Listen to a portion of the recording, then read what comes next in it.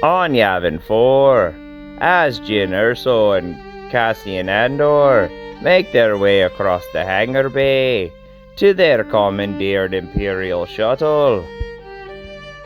Cassian asks, "How'd you do it, Jyn?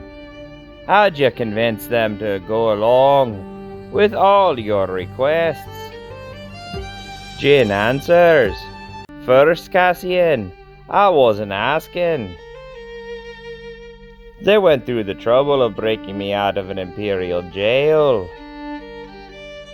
They couldn't afford for me to say no to the mission.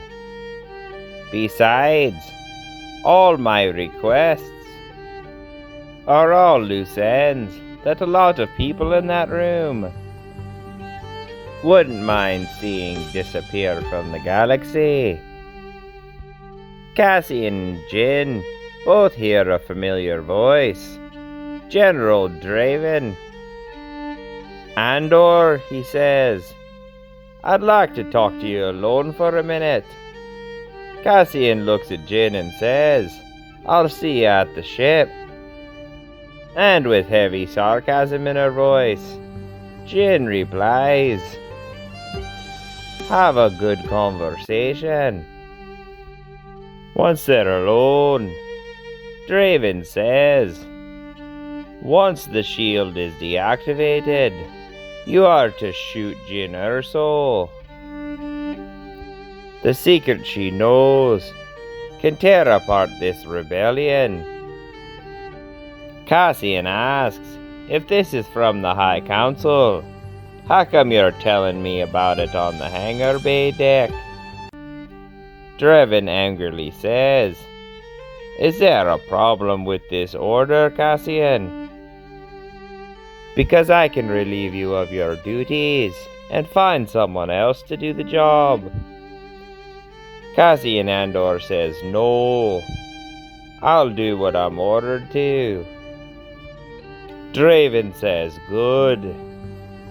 And you're also to find her father and kill him too. Without Galen Erso, the Empire loses a lot of its brain power. Now repeat your orders back to me, Andor." Cassian says, "The Ersos are not to leave Scarif alive." Meanwhile, Jyn Erso proceeds to the Imperial shuttle, where she finds the Imperial pilot Brody sneaking around like a criminal.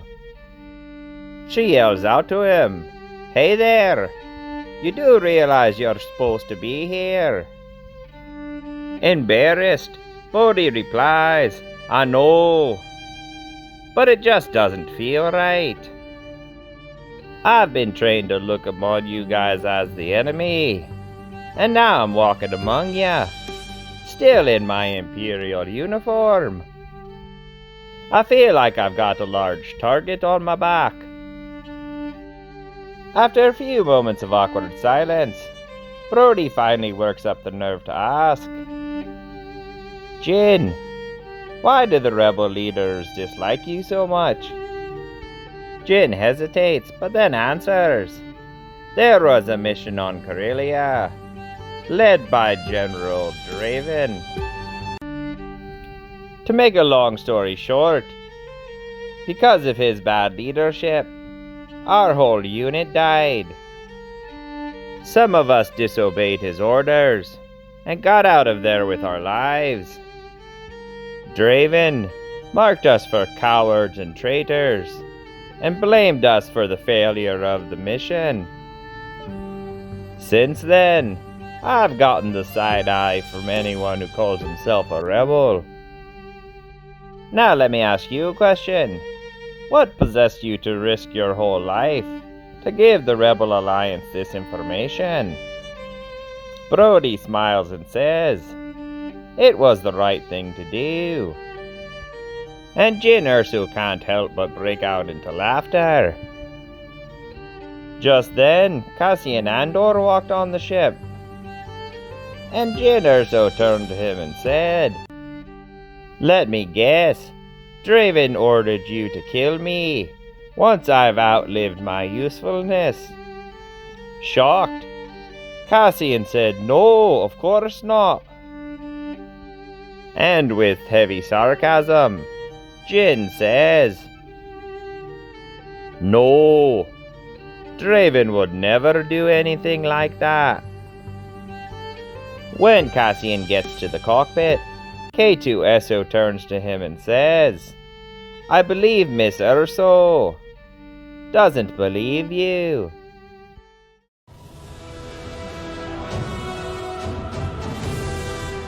The planet Jedha, birthplace of the Jedi Order, now under permanent occupation by the Galactic Empire.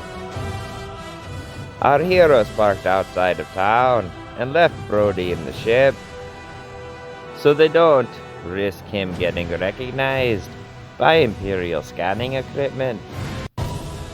Cassian asks, "So Jin, how do we find these friends of yours?" And Jin says, "We don't. They find us." Puzzled, Cassian says, "How are they going to find us? They don't even know we're looking for them." "What? Are they going to use the Force or something?" Jin Erso smiles and says, "Yes," and then begins casually walking down the streets of Jedha. Cassian, Jin, and K2SO round a corner into an alleyway, where they run into a unit of stormtroopers. The troopers raise their guns and say, "Identify yourself and your business here." Cassian raises his hands and says, "There's no trouble here, gentlemen. We'll cooperate." And then a voice from behind them says, "There's no reason to give up that easy." Cassian can't believe what he's seeing.